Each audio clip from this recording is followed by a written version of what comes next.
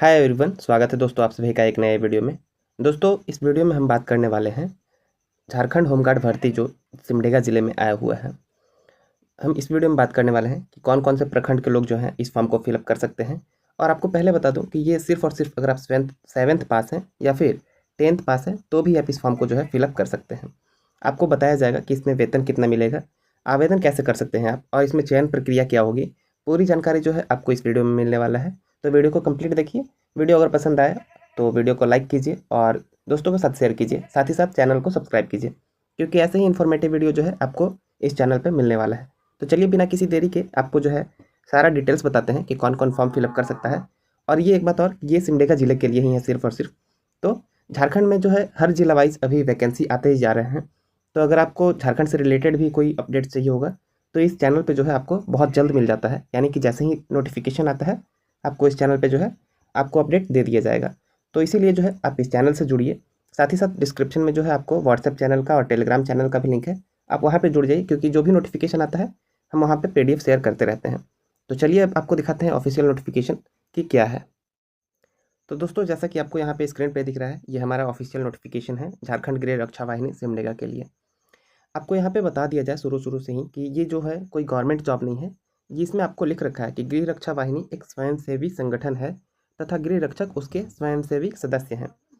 जितने दिन आप आवश्यकता अनुसार कार्य करेंगे सिर्फ उतना ही दिन का आपको जो है भुगतान दिया जाएगा।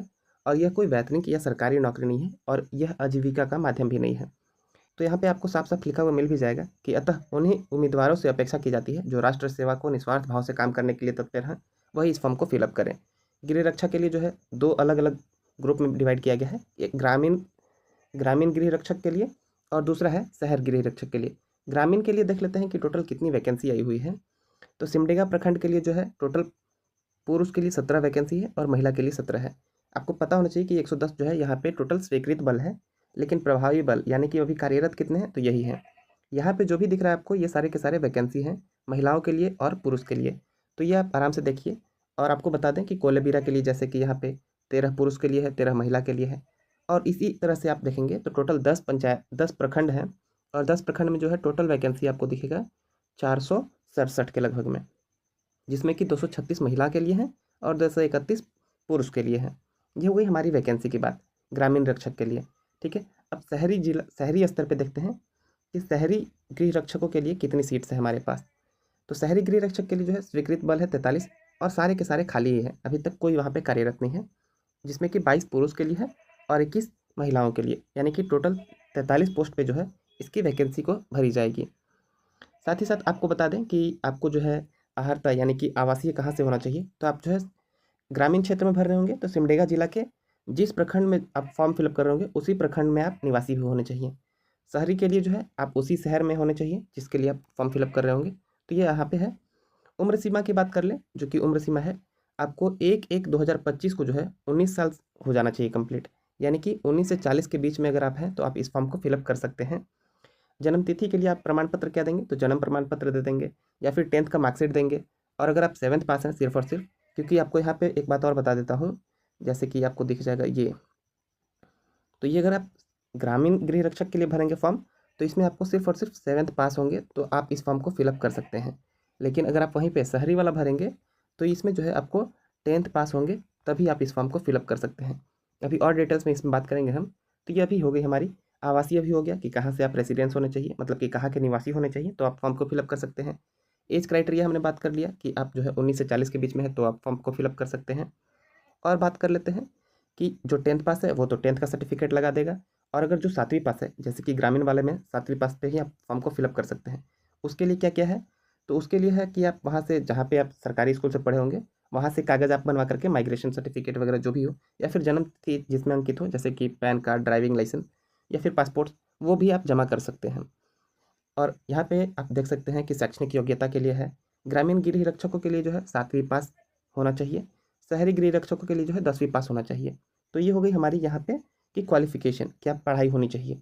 बात कर लेते हैं कि शारीरिक मापदंड, क्योंकि आप जो है गृह रक्षक में जा रहे हैं यानी कि होमगार्ड की वैकेंसी में जा रहे हैं, तो आपको जो है वहाँ पे अपना शारीरिक मापदंड भी बताना होगा, यानी कि आपको उसका स्टैंडर्ड मैच करना होगा। शारीरिक मापदंड के लिए जो है लंबाई जो है पुरुष के लिए 162 सेंटीमीटर है, सामान्य ओबीसी और बीसी के लिए, अनुसूचित जनजाति और अनुसूचित जाति के लिए जो है 157 है। उसी तरह से महिलाओं के लिए आप देख सकते हैं 148 है। सीना जो है पुरुष के लिए जो है 79 सेंटीमीटर होना चाहिए और 76 सेंटीमीटर अनुसूचित जाति और अनुसूचित जनजाति के लिए है। तो ये हो गई हमारी यहाँ पे शारीरिक मापदंड। बात कर लेंगे और थोड़ा सा आगे चलते हैं कि अगर आप 10th लेवल पे जो शहरी वाला फॉर्म फिलअप करेंगे ना, उसमें आपको एक और डॉक्यूमेंट लगेगा और वो है तकनीकी दक्षता का, यानी कि ITI सर्टिफिकेट। तो अगर आपके पास 10th प्लस ITI है तो आप आराम से भरिए फॉर्म को, और नहीं तो फिर ग्रामीण वाला भर लीजिए अगर आप उस प्रखंड से हैं तो, जिस प्रखंड में आप भरना चाहते हैं। चयन प्रक्रिया किस प्रकार से होगा वो देख लेते हैं हम। गृह विभाग के द्वारा जो है चयन प्रक्रिया शारीरिक जांच पहले होगा, यानी कि 1 मील की दौड़ कराई जाएगी। उसके बाद है ऊंची कूद, लंबी कूद, शॉर्ट पुट सम्मिलित, ये सारे के सारे होंगे और इसमें सारे आपको मार्क्स मिलेंगे।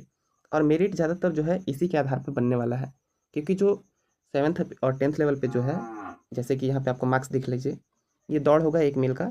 तो पुरुष के लिए जो है अगर 5 मिनट से अंदर आप कंप्लीट कर लेते हैं दौड़ को तो 20 नंबर मिलने वाला है। 5 मिनट से 6 मिनट के बीच दौड़ेंगे तो 10 नंबर मिलने वाला है, और 6 मिनट से ज़्यादा लगा दिए तो आप फेल माने जाएंगे, यानी कि अयोग्य माने जाएंगे। वहीं पे महिलाओं के लिए जो है 8 मिनट से पहले दौड़ लेंगी तो वो 20 नंबर, 8 मिनट से 10 मिनट के बीच में दौड़ेंगी तो 10 नंबर, और 10 मिनट के बाद वाले को फेल माना जाएगा।